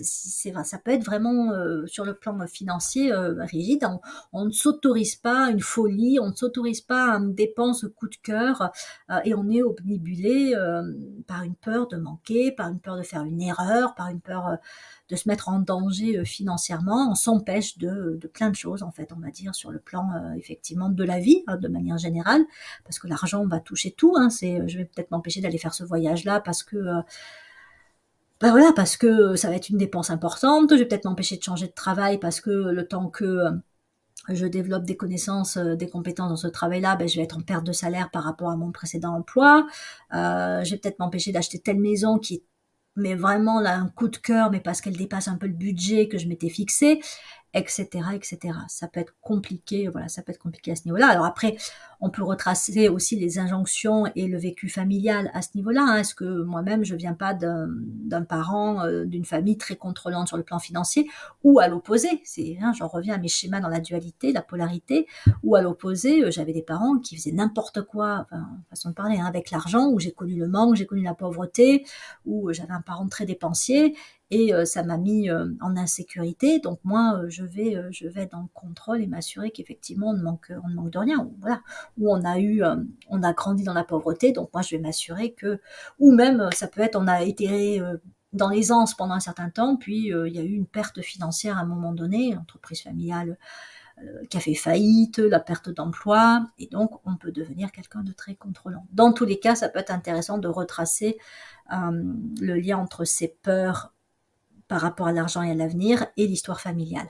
Alors attention aussi parce que parfois c'est pas une histoire financière qui vient donner un besoin de contrôle, ça peut être une histoire de manque affectif. J'ai manqué de sécurité affective, de soutien. J'avais un parent qui était absent ou effectivement un parent présent mais pas soutenant, pas aidant. J'ai dû me débrouiller tout seul pour y arriver. J'ai dû travailler très jeune et dans ces cas-là, effectivement, j'ai pas manqué financièrement, mais j'ai manqué affectivement et du coup, je compense aussi en ayant une certaine importance donnée à l'argent et donnée à la réussite, à la stabilité financière. Donc après, ça peut être des personnes aussi qui vont, de par une lune en Vierge en maison 2, très bien réussir en apparence dans un travail et même au niveau d'un statut social et financier parce qu'elles vont se donner les moyens de réussir, elles vont beaucoup bosser. On en revient à ce que je disais précédemment, hein, des grands bosseurs. Là, on a vraiment des bosseurs acharnés avec une lune en Vierge en maison 2, mais à quel prix? Mais à quel prix? On peut dire qu'il y a un vrai sacrifice de soi, il y a un sacrifice de ses besoins vraiment fondamentaux, de son bonheur même pour ce qui est estimé être un désir important, mais voilà, qui va conduire à passer à côté de ce qui peut être nourricier fondamentalement pour soi. Mais ça fait partie des étapes, hein, et puis il y aura quand même au chemin des constructions, il y aura des choses qui ont été construites, hein, voilà, j'aurai acquis des connaissances, des compétences, j'aurai acquis une maison, j'aurai acquis voilà, une certaine aisance financière, mais à un moment donné, ce ne serait pas étonnant qu'il y ait une crise vécue et qu'il y ait beaucoup de choses qui soient lâchées ou qui soient déconsidérées pour que d'autres besoins soient nourris et développés. Sur le plan de la sécurité affective sentimentale, une lune en Vierge en maison 2 peut se traduire par un fort attachement à des personnes, notamment le conjoint. Il y a un besoin d'aimer, d'être aimé, et là pour le coup, on va retrouver ce côté un petit peu envahissant, mais aussi beaucoup de demandes d'attention, de câlins, même de gestes aussi, on va dire, des preuves d'amour matériel. Si tu m'aimes, tu vas m'offrir ceci ou cela, tu vas m'emmener au resto, tu vas m'emmener en voyage, ou alors on est soi-même avec une lune en Vierge en maison 2, on confond, on pense que l'amour doit se prouver par des objets, ou par des achats, ou par des dépenses. Donc ça peut être ça, et puis ça peut être aussi la personne qui peut être assez possessive, jalouse, voilà, très très collé, on va dire, quelque part au conjoint, au compagnon ou à la compagne de vie. Donc ça peut être la personne aussi qui va se plier en quatre pour les proches, que ce soit parce qu'elle va aider, mais aussi financièrement, hein, ça peut être des gens très généreux, même si même si elle a peur de manquer financièrement, ça n'empêche pas que certains porteurs de lune en Vierge en maison 2 donneraient leur chemise, parce que justement, comme ils sont sensibles à la peur de manquer, si il y a des personnes, des proches qui vivent un petit peu le manque, ou un porteur de lune en Vierge en maison 2 a l'impression qu'il risque de manquer financièrement, ils vont faire un chèque, un virement pour protéger, plus que même dépanner le proche. Donc voilà, ça peut être des personnes qui peuvent avoir même tendance des fois à se sacrifier. L'inverse est vrai aussi, hein, des personnes radines, on peut avoir ça aussi, mais parce que voilà, elles sont dans leur propre mal-être et peur de manquer, et dans ces cas-là, elles vont rien lâcher, quoi. Donc c'est un peu extrême, hein, c'est ou tout l'un ou tout l'autre. Alors après, ça peut être des personnes qui sont très sensibles aux attentes, désirs, projections des proches, c'est-à-dire des personnes qui veulent faire plaisir parce qu'elles perçoivent que l'autre veut ceci, attend cela, dit que ça c'est important pour lui, ou dit même parfois qu'il faudrait que je sois comme ci ou comme cela. Donc il y a un risque là aussi de sacrifice, dans le sens où on va répondre aux attentes, aux projections de l'extérieur, mais on s'oublie en chemin et on oublie presque des fois qui on est. Et à l'inverse, on peut être soi-même celui qui va projeter ses attentes, ses désirs, ses valeurs sur l'autre, en lui disant c'est ça qui est bien, c'est comme ça qu'il faut être, c'est comme ça, voilà. Donc là, voilà, quand on a une lune en Vierge en maison 2, c'est intéressant de voir de quel côté on se trouve et de remettre un petit peu, quand on peut, les choses à leur place. C'est une problématique de contrôle, en fait, hein, c'est-à-dire que soit on peut être trop contrôlant, soit on peut être trop contrôlé. Voilà. On est contrôlé par des injonctions, alors à commencer par des injonctions familiales et de l'éducation qu'on a intégrée, hein, donc des conditionnements, des normes, des valeurs, des règles, mais ça peut être aussi contrôlé dans le cadre de la famille qu'on a créée avec le conjoint, ça peut être dans le travail, ça peut être par des amis, enfin voilà, c'est peu importe, il faut encore une fois aller regarder de plus près l'ensemble du thème, mais on peut être, voilà, on peut avoir une problématique de contrôle assez forte avec deux signes de terre comme ça. Donc après, ça peut être même des personnes qui vont se sentir responsables du bonheur, parfois aussi du malheur, des proches, même dans le travail, hein, la réussite dans le travail, le bonheur au travail, et donc vont vouloir tout donner pour s'assurer qu'il n'y ait pas de malheur ou de malheureux autour d'eux. Mais après, ça, à l'inverse, ça peut être la personne qui va penser aussi que son bonheur dépend d'autrui et qui va donc du coup projeter ses attentes sur l'autre pour que l'autre le rende ou la rende heureuse, quoi, quelque part. Donc, fort besoin de stabilité, de sécurité sur le plan des connaissances et des compétences. Bon, j'en ai déjà pas mal parlé, donc ça veut vraiment donner des personnes qui vont être très minutieuses, très, alors presque trop, hein, extrêmement pointilleuses, méthodiques, sens du détail, plus, mais parfois se couper les cheveux en quatre, quoi, dire... donc là, des troubles obsessionnels du comportement, ça peut aussi apparaître parce que avec la terre comme ça, on va être très précis, on va vouloir vérifier, revérifier, très efficace. Et donc derrière, il y a la peur de ne pas être à la hauteur, que ça ne fonctionne pas, d'échouer. Donc la difficulté à sortir de sa zone de confort ou de sa zone de ce qui est maîtrisé, contrôlé, peut être assez forte, donc avec le risque aussi de sclérose, hein. Plus je reste dans ce que je connais, ce que je maîtrise, mes habitudes, plus je vais scléroser, hein, à un moment donné, hein, je m'enferme, hein, je me crée une prison. Le monde évolue autour de moi, mais moi je reste, voilà, dans mes habitudes, mes schémas. Je peux être excellent dans mon domaine, mais je manque de largeur de vue, et puis que, au fur et à mesure que mon domaine va évoluer, moi je vais peut-être rester à camper sur mes positions.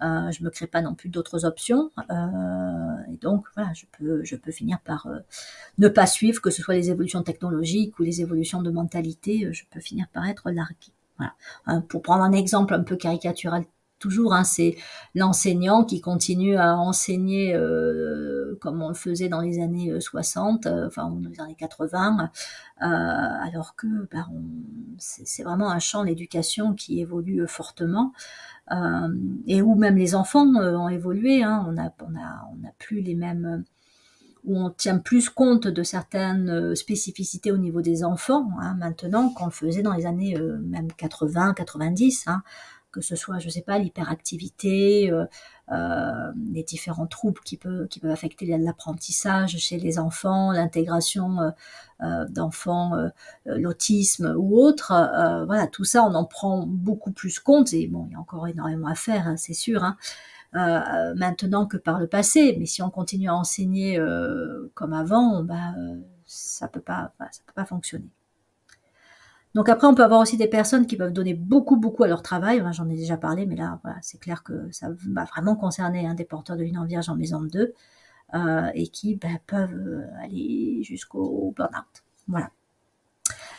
Donc ça, c'était ma proposition pour une lune en vierge en maison 2. Je vais à présent passer à la lune en vierge en maison 4, la maison du cancer. Bon, la maison du cancer, elle met en avant tout ce qui a trait à la famille, au foyer, aux origines, aux racines, au passé de manière générale. Ça peut même être les anciennes civilisations, l'histoire,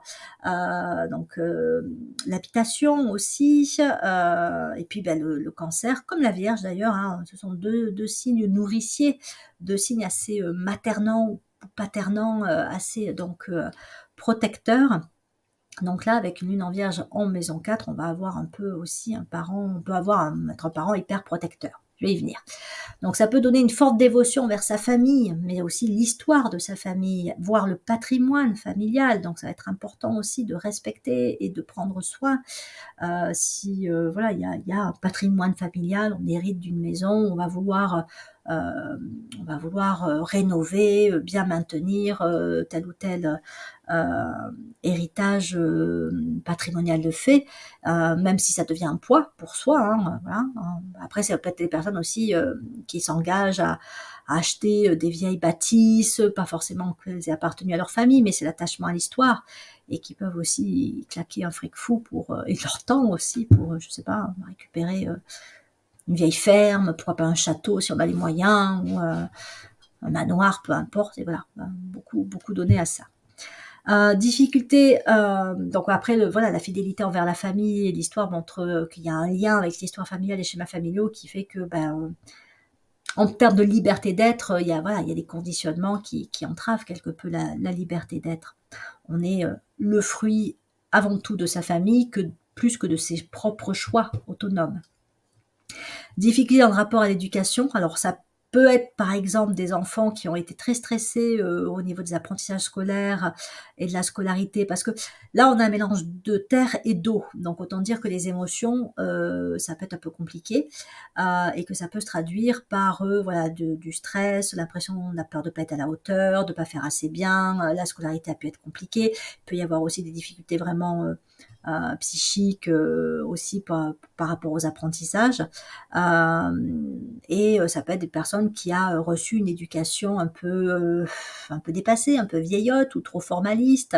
L'aspect tradition peut être très fort avec le cancer, et ça peut être le cas aussi avec la Vierge, hein, le formalisme de la Vierge. Et donc là, on peut avoir une personne qui a reçu une éducation, que ce soit familiale, que ce soit scolaire, selon l'endroit où elle a grandi, qui est un petit peu, on va dire, en tout cas par rapport à ses besoins fondamentaux d'évolution, un peu enfermant, quoi, un peu, voilà, assez dépassé.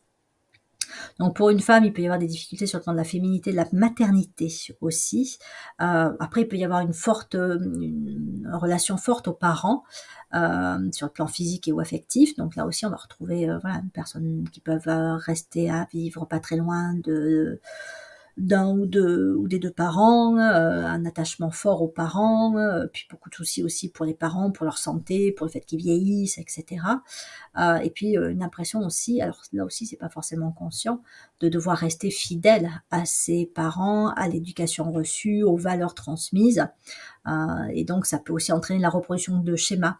Là on a vraiment, avec une lune en Vierge en maison 4, notamment peut-être pour les femmes, celles qui vont de plus reproduire les schémas, familiaux.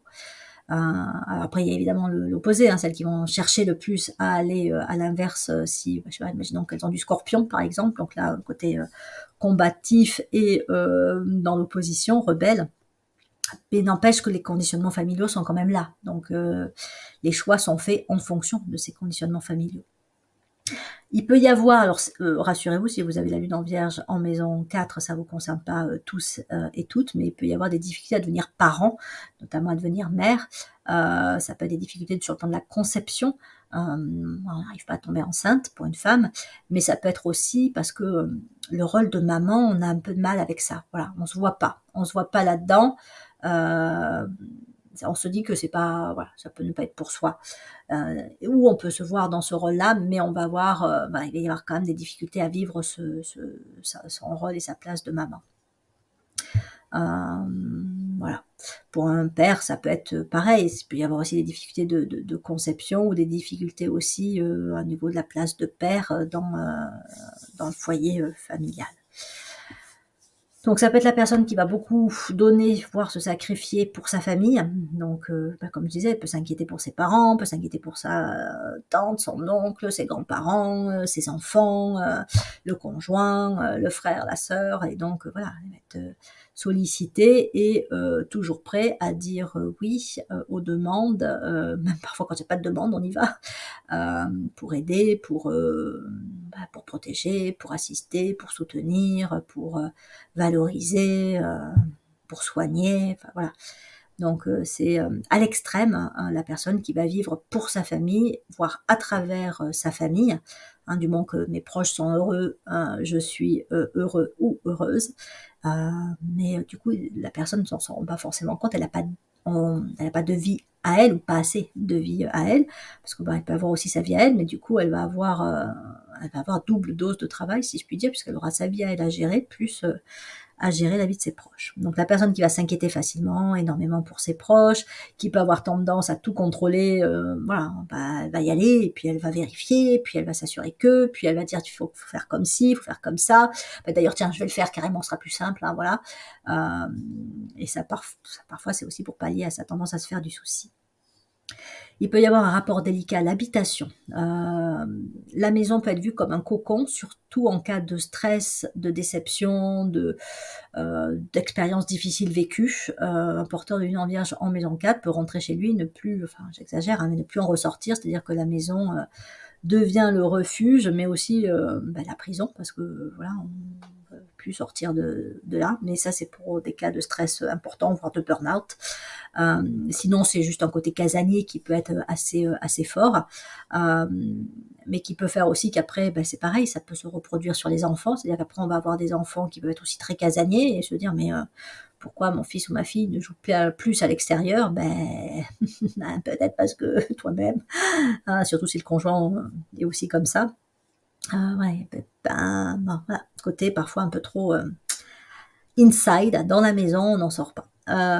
Et après, il peut y avoir aussi des soucis pour son lieu de vie, voire carrément qu'on a des problématiques, ça peut être compliqué l'habitation, alors des cas de figure aussi très variés. On peut avoir du mal à accéder à la propriété, enfin à être propriétaire, où on peut avoir des problématiques diverses, notamment peut-être d'eau, de fuite d'eau ou de murs. Alors parce qu'avec la terre, on a tout ce qui va toucher les fondations, la solidité de l'aspect solide de la maison, et avec l'eau, on va avoir tout ce qui touche à l'eau, tout ce qui peut affecter l'eau, que ce soit effectivement des canalisations d'eau qui pètent, ou que ça peut être un toit qui fuit, ou de l'eau qui remonte du sol. Enfin bon, ça peut être des problématiques comme ça au niveau, comme je disais, de l'eau, des infiltrations dans les murs, la moisissure, enfin bref. Bon, encore une fois, c'est pas pour tous les porteurs de lune en vierge en maison 4, mais n'empêche que quand vous achetez une maison, faites bien attention au terrain sur lequel vous achetez la maison, qu'il n'y ait pas de problématique par rapport à l'eau. Et donc après, oui, voilà, se retrouver enfermé. Alors oui, on peut avoir aussi, c'est pareil, c'est assez rare, mais ça peut quand même exister, des personnes qui vont se retrouver vraiment physiquement enfermées dans leur maison. Bon, ça peut être plus ceux qui vivent dans des milieux un petit peu reculés, ou dans certaines traditions où la femme doit rester à la maison, élever les enfants, notamment. Voilà. Donc, en fait, la maison devient le quotidien, et il y a très peu d'expérience sur l'extérieur. Donc voilà, ça peut être dans certains cas des schémas qui peuvent être vécus par des porteurs de lune en vierge en maison 4, ou alors ils ont pu avoir un parent, une mère, qui était elle-même tout le temps quasiment à la maison, ou par exemple dans les familles d'agriculteurs, on travaillait à la ferme, donc la maison est étendue au terrain agricole, où il y a les animaux, etc. Et donc voilà, on ne sort quasiment pas de ça, et peut-être qu'on a connu sa mère comme étant tout le temps dans la ferme, voire parfois peut-être au village, mais ça allait pas bien loin. C'est pas un parent qui aura voyagé à travers le monde. Voilà, ça peut être ça. Et donc soi-même, du coup, ça met en avant la question du rapport à l'habitation, à la maison, au mouvement, au déplacement, aux environnements inconnus. Ça peut être parfois un peu délicat. Donc globalement, il peut y avoir des valeurs et des conceptions dépassées, une personne qui vit dans le passé, c'est-à-dire que le passé est très présent, trop présent. Donc il peut y avoir besoin de travailler sur l'histoire familiale, sur ce qui peut-être n'a pas été réglé, mais a été enfoui. Ça peut être des émotions aussi familiales qui sont retransmises. On fait des héritages un petit peu lourds avec une lune en maison 4. Donc voilà, est-ce qu'il n'y aurait pas je sais pas, ça peut être des fois une énergie de dépression qui est présente et voilà, qui se répercute de génération en génération. Il peut y avoir de la nostalgie, on regarde en arrière en se disant que c'était mieux avant. Il peut y avoir du conservatisme, un esprit, oui, réactionnaire. Donc, on peut aussi avoir beaucoup de difficultés avec les innovations techniques, technologiques. On a l'impression qu'on comprend pas, on sait pas se servir de ça. Alors, voilà, maintenant, on rentre dans l'ère de l'intelligence artificielle. Donc, les lunes en Vierge en maison 4 qui sont pas de cette génération-là peuvent se dire mais ben voilà, c'est quoi ce monde, quoi, je me reconnais pas dans ce monde-là.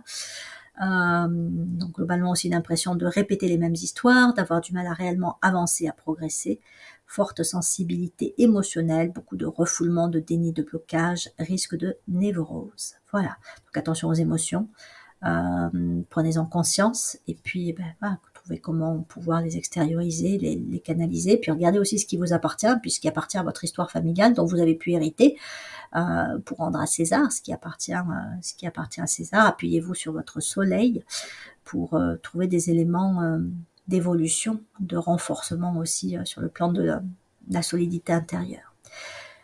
Voilà, donc ça c'était ma proposition d'une lune en Vierge en maison 4. N'hésitez pas en commentaire si vous en avez envie évidemment à partager votre propre vécu. Est-ce que familialement vous avez vécu des histoires qui vous font penser à ce que je dis là par rapport à une lune en Vierge en maison 4. C'est valable évidemment aussi pour mes autres propositions d'interprétation. Donc, continuons avec la lune en Vierge en maison 11, c'est la maison du Verseau. Donc, le Verseau, l'esprit d'innovation, l'esprit révolutionnaire, tout le champ de la liberté, le besoin de liberté, ce dont il faut aussi se détacher. Il peut y avoir un travail de détachement selon les planètes que l'on a en maison 11. C'est aussi le groupe, le réseau social, les clans, les gens avec qui on partage les mêmes valeurs. C'est ce qui cherche en nous à être libérés, à s'exprimer pleinement. C'est l'expression du meilleur de nous-mêmes. Donc c'est une énergie aussi de diffusion et de distribution que cette maison 11. Voilà qui je suis quand je suis dans le meilleur de moi-même. Voilà telle qualité, quelle capacité, quelle compétence j'ai. Donc je vais chercher à les exprimer, à les diffuser, à les rayonner. Donc c'est à ça qu'invite la maison 11. Donc tout ce qui touche aussi à l'inclusivité, la voie d'expansion, la voie de l'abondance. La maison 11 met sur la voie de l'abondance et la voie aussi du service. Vierge et Verseau sont deux signes qui sont vraiment prédisposés à être dans une forme de service. Mais comme je le disais, avec lune en Vierge, on va être plutôt serviteur, servante à un niveau inférieur, parfois très formel, concret, parfois utilisé, corvéable, et parfois aussi intrusif. On rend service, on aide pour se sentir utile, pour faire baisser son niveau de souci, d'inquiétude, plus que de façon juste adaptée et qui préserve ou soutient l'autonomie de l'autre. Mais en attendant, avec une lune en Vierge en maison 11, on va avoir à se questionner quand même sur sa façon, sur son rapport au service.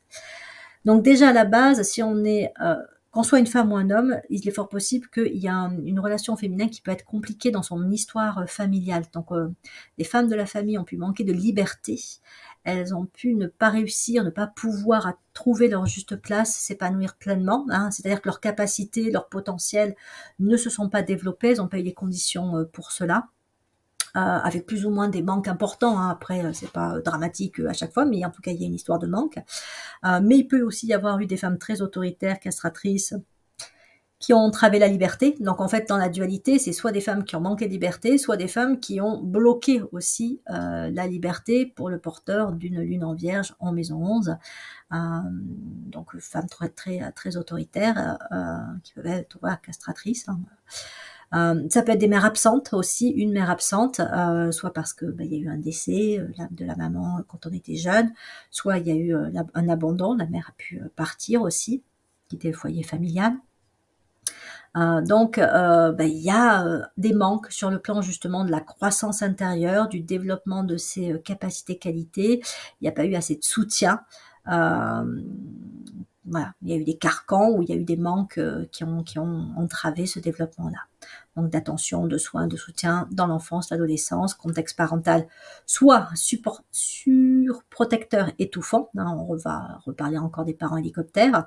Alors parfois aussi des parents un peu trop new age, parfois aussi, des parents qui ou baba cool, ou comme dans les années 60, avec l'amour très ouvert, très voilà, un peu dans la polygamie et tout.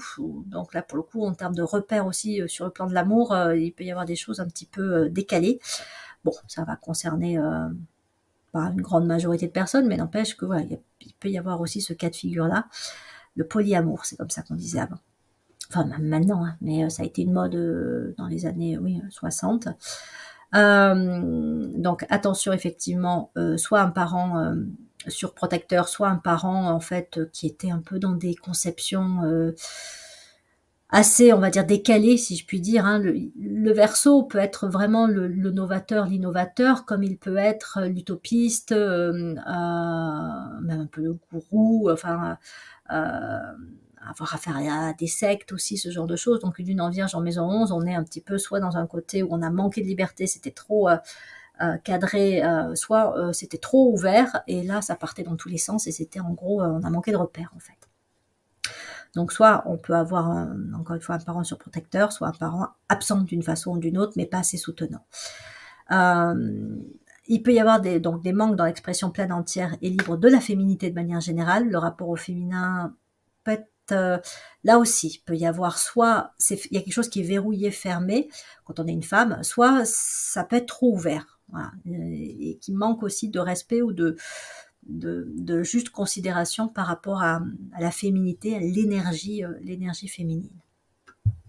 Donc il peut y avoir en fait, ce qui est attendu avec la maison 11, c'est une révolution. Mais là, avec la lune en Vierge en maison 11, le processus de révolution est bloqué. Donc, on peut être dans la répétition de même type de schéma, le renforcement de valeurs sclérosantes, ou donc dans une démarche vraiment trop originale, trop décalée aussi soi-même. Donc là, ça peut vraiment donner des personnes aussi qui ont du mal à se reconnaître dans la société actuelle, qui se disent qu'elles sont pas à leur place, que cette société leur correspond pas, que ça peut pas être ça la vie. Enfin voilà, il peut y avoir vraiment ce sentiment de décalage. Ou alors au contraire des personnes qui sont dans la suradaptabilité aux conventions, aux normes sociales, qui sont influencées aussi beaucoup par, encore une fois, les dictats familiaux, sociétaux. Hein, encore une fois, c'est tout l'un ou tout l'autre. Soit je suis suradaptée à la société, soit je suis presque, il y a un côté de moi qui est marginal, qui va être aussi dans le rejet. Donc, et là, l'esprit critique de la lune en Vierge dont je parlais au début, il va se tourner soit vers les personnes qui sont, si on est soi-même conventionnel, on va critiquer ceux qui ne le sont pas, et si on est entre guillemets plus original, marginal, on va critiquer ceux qui sont conventionnels. Hein. Voilà, ça va se manifester de cette façon-là. Avec aussi peut-être parfois des inquiétudes pour l'avenir, ou au contraire, on y croit tellement à l'avenir qu'on n'est pas dans le présent, on se dit que ce sera mieux demain, que ce sera que la jeune génération va tout arranger, ils vont tout sauver, ils vont tout libérer, ils vont tout voilà. Mais voilà, il peut y avoir de l'utopie ou encore une fois de la trop de conventionnalisme. Donc sur le plan, et en fait, il peut y avoir une difficulté à s'engager justement soi-même par rapport à ce qui serait à faire changer. L'esprit de révolution, c'est aussi ça, c'est je m'engage à apporter des changements dans la société, ou enfin dans mon travail, à ma mesure à moi évidemment, parce qu'il ne s'agit pas de vouloir tout changer. Pour le coup, là, ce serait utopique. Mais du coup, soit on se retire en se disant « mais non, mais je me reconnais pas dans cette société-là », soit on joue le jeu de la société, mais du coup, on peut aussi participer à son niveau à entretenir des choses qui sont pas très justes, comme, je sais pas, on travaille pour une entreprise très polluante, et voilà, on participe à ce niveau-là à accroître la pollution. Enfin, voilà, où on se dit que ça sert à rien de recycler, ça sert à rien de faire ceci ou cela pour l'environnement, de toute façon... Donc voilà, on ne le fait pas. Donc soit on veut trop faire, mais en fait on fait rien parce qu'on se dit que, enfin, on a des valeurs qui sont trop utopistes. Soit on fait rien, et bon, voilà. Après, sur le plan aussi relationnel, ça peut induire des difficultés dans la relation aux autres et notamment au groupe. Donc dans l'enfance, il peut y avoir eu des schémas un peu de rejet, rejet par des amis, des groupes, un groupe d'amis, une difficulté on sent que c'est pas facile de faire partie d'un groupe, même au niveau professionnel, faire partie d'une équipe. Voilà, la relation même à l'institution, le monde de l'entreprise peut être parfois, pas systématiquement, mais parfois un peu compliqué. Toujours pareil, soit on va se suradapter, soit on va pas trouver sa place et on va se dire mais non, mais moi le monde de l'entreprise c'est compliqué pour moi, j'arrive pas j'arrive pas à m'y insérer, ou j'y adhère pas, tout simplement, j'y crois pas à l'entreprise, j'y crois pas à ces façons de travailler, ce modèle de travail avec les horaires, les règles, les conventions, tout ça, pour moi ça me paraît absurde. Donc voilà, il peut y avoir dans ces perceptions des décalages, ou comme je le disais encore une fois, on adhère de façon parfois un peu trop les yeux fermés. Voilà. En fait, à la base, ça questionne vraiment sur qu'est-ce qui est idéalisé et quelles sont les valeurs qui habitent la conscience, pour savoir si on est soit dans la suradaptabilité, soit dans la tendance plutôt à revendiquer sa liberté et à s'opposer à ce qui peut être des modèles sociétaux dont on dit, moi, non, c'est pas mon truc, et même c'est nul. Voilà. Donc les difficultés pour percevoir, contacter et faire grandir son potentiel, parce que parfois on est trop, quand on est trop dans la suradaptabilité, en fait on va donner ce qui est attendu, mais on ne développe pas des capacités qui peuvent être vraiment les siennes, puisqu'on ne les contacte pas. Soit si on s'oppose, en fait on met tellement d'énergie à s'opposer qu'on ne voit pas de quoi on serait capable, et que du coup on ne prend pas assez soin de son potentiel, quoi. Voilà. On aurait peut-être peur presque inconsciemment que si on le faisait, on rentrerait dans le moule, alors que ça ne serait pas ça. Donc après, il peut aussi y avoir un manque de connaissance de soi, et puis des conceptions faussées. On peut aussi avoir la personne, comme avec une lune en Vierge en maison 4, qui peut se retrouver, si je puis dire, enfermée dans sa famille, dans sa maison, dans son foyer. On peut avoir des personnes qui vont se retrouver en quelque sorte enfermée dans un réseau social, c'est-à-dire voilà, elle fait partie d'un milieu social, d'un milieu culturel, et en fait elle reste dans ce milieu-là. Voilà. Elle ne voit, elle n'évolue qu'avec des personnes de ce même milieu-là. Je ne sais pas, quelqu'un du milieu bourgeois va évoluer qu'avec des personnes qui appartiennent à la bourgeoisie, quelqu'un qui est un petit peu marginal va évoluer qu'avec des personnes de type marginal, etc., etc. Peu importe en fait le modèle, l'idée c'est, la question à se poser quand on a une lune en Vierge en maison 11, c'est est-ce que je côtoie des personnes d'horizons, de cultures, de valeurs, de milieux différents et très variés, qui me permet justement du coup aussi de découvrir d'autres façons de vivre, de penser, d'être, ou est-ce que je me suis un peu trop limité à un environnement social, et à la limite quand je m'approche d'un autre environnement social, là j'ai la tendance à la critique ou à l'incompréhension qui peut revenir. Encore une fois, ce ne sera pas systématique à toutes les lunes en Vierge en maison 11, mais n'empêche que ça peut être un point sensible, parce que pour le coup, il n'y a pas forcément une conscience claire de ce qui est vécu. Il faut se poser la question. Donc marginalisation, rejet de la société, des autres, ou à l'inverse, suradaptabilité. Tendance hyper conventionnelle, rejet des évolutions. Même sur le plan technologique, une lune en Vierge en maison 11, ça peut aussi, soit quelqu'un qui va être hyper dans la technique, la technologie à fond, et rejeter pour le coup le passé, soit une personne qui va rien comprendre, ou qui va être bloquée par rapport à tout ce qui est évolution technique et technologique. Voilà, donc c'était ma proposition pour l'avant-dernière lune en Vierge en maison, et on va terminer avec la lune en Vierge en maison 12. Bon, j'ai déjà traité de la maison 12 dans d'autres vidéos, je vais revenir sur le côté délicat, particulièrement de cette maison, la dernière du zodiaque, qui peut aussi vouloir dire que l'ascendant va se trouver soit lui-même en Vierge, soit dans le signe suivant, donc à savoir la Balance, et que là c'est vraiment important d'aller voir justement son ascendant pour développer ses qualités, parce qu'on a beaucoup d'inertie, on a de l'enfermement, on a des inhibitions fortes lorsqu'on travaille comme ça, façon de parler, avec la maison 12. Et donc une lune en Vierge en maison 12, là on est quand même sur un féminin qui a pu être sacrifié. Donc vieille histoire familiale de femmes inhibées, bloquées dans leur liberté d'expression, en position de servante, exploitées, voilà, vraiment utilisées, manque d'amour, d'encouragement, de présence soutenante, bienveillante et protectrice. Donc ça peut être la mère en majorité, mais ça peut être quand même aussi le père, ou alors ça peut être une grand-mère, enfin voilà. Alors, hypersensibilité, on est encore, comme avec la maison 4, avec la maison 12, sur un signe d'eau.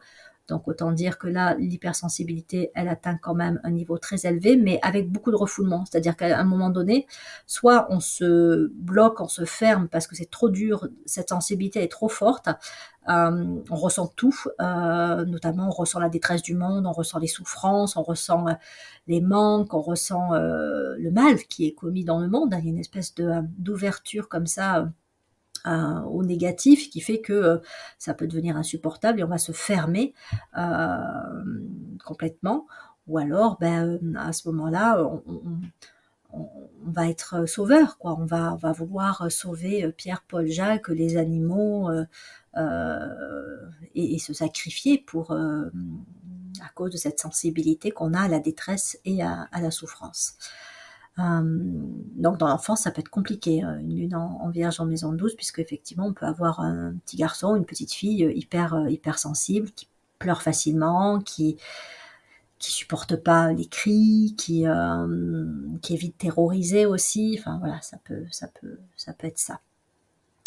Alors évidemment, hein, à relativiser selon les configurations qui sont présentes. Hein, un soleil peut-être en signe de feu pourra donner peut-être des tendances où l'hypersensibilité va devenir un peu de la colère, un côté rentre dedans, un côté un peu presque rebelle. Donc en fait on se rendra pas compte que l'enfant est hypersensible, mais voilà, une colère, ça peut aussi, ou un enfant coléreux, ça peut traduire aussi une hypersensibilité. Donc il peut y avoir l'ombre de la mort qui plane, hein, quand on a des planètes en maison de 12. Donc c'est une énergie de dépression qui est une énergie un peu mortifère. C'est aussi, ça peut être l'expérience de la mort d'un parent, d'un proche, d'une figure féminine notamment, mais importante. Et ça laisse une trace, un trauma, un vide affectif.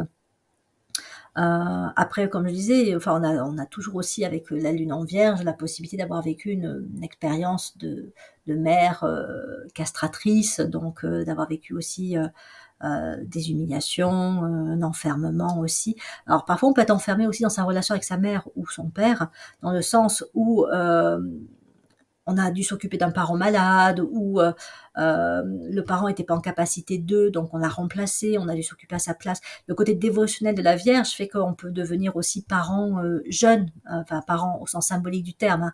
C'est-à-dire qu'on peut avoir à s'occuper de frères, de sœurs plus jeunes, ou du parent malade, ou à remplir des tâches dans la maison qui sont celles qui normalement, classiquement, sont faites par un parent, et c'est pas la place de l'enfant. Ça aurait pu être valable aussi pour d'autres lunes, mais en Vierge, mais ça, c'est à mon avis particulièrement le cas avec une lune en Vierge en maison 12, où effectivement on peut avoir à tenir une place au niveau familial qui est pas tout à fait juste, en fait, on va dire.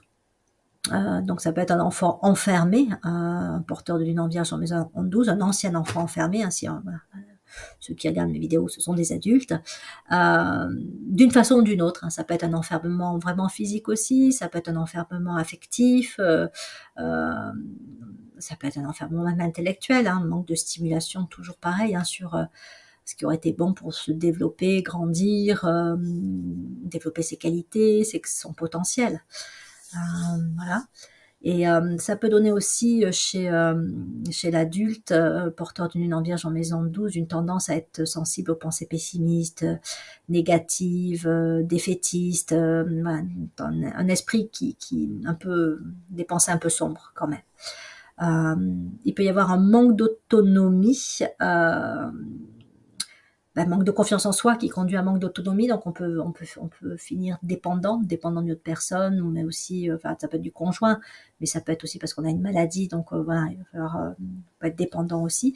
Alors attention, avant d'en arriver là, c'est que les aspects, on va dire, qui s'opposent au côté plombant de la lune en Vierge en maison 12 n'ont pas été travaillés, hein, donc c'est pas du jour au lendemain qu'on va devenir dépendant ou qu'on va manquer d'autonomie plus.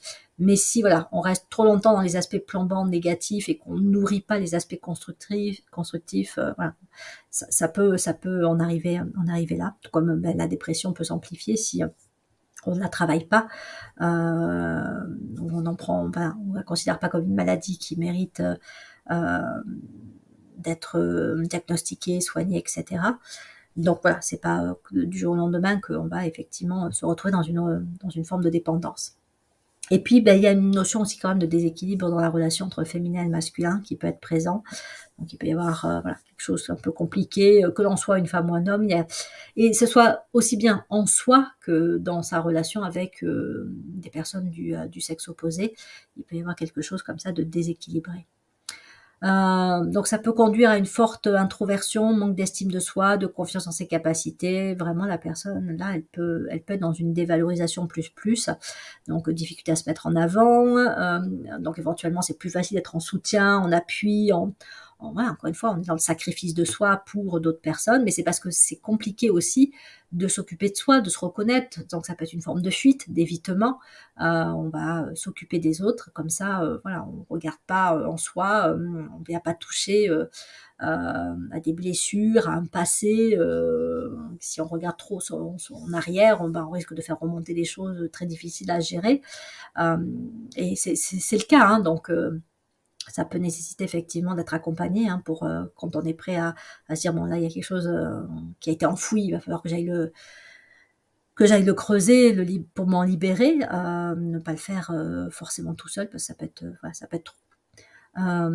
Donc la capacité à aimer, à s'aimer, à être aimé ne s'exprime pas pleinement. Il y a forcément donc du coup des blocages. Hein, l'amour, il y a quelque chose qui au niveau de l'amour qui soit encore une fois est bloqué, soit mal vécu, il y a de la confusion, comment aimer, comment s'aimer, comment aimer l'autre de façon juste. Avec la maison 12, on est un peu dans un brouillard quand même, hein, donc il peut y avoir pas mal de confusion.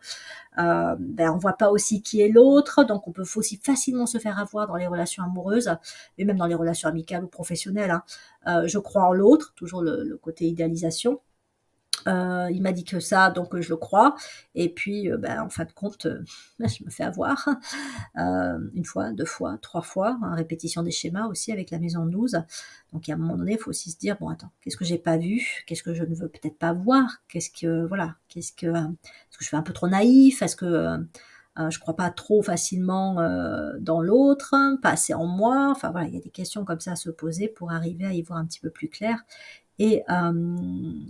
Et aussi s'aimer davantage, parce que quand on s'aime vraiment, ça devient plus compliqué pour l'autre, pour nous manipuler, nous utiliser, nous tromper, nous humilier, etc. Donc, besoin de travailler sur l'amour de soi, l'estime de soi. Perception de ce qui est, donc de soi des autres, des possibilités qui manquent de clarté. Moi, je l'ai dit, confusion. Alors après, ça peut être même aussi très concrètement. La Vierge, c'est un site d'organisation, mais avec une lune en Vierge en maison 12. Là, c'est pas trop des tocs qu'on risque d'avoir, c'est plutôt l'inverse. Quoique, hein, il peut y avoir aussi l'enfermement dans des tocs, mais ça peut être le contraire, c'est-à-dire pas du tout organisé, pas du tout ordonné, très facilement débordé, l'impression aussi de pas arriver à gérer le quotidien, de se sentir facilement dépassé. Voilà, je vais en terminer là avec cette vidéo consacrée à l'interprétation de la lune en Vierge.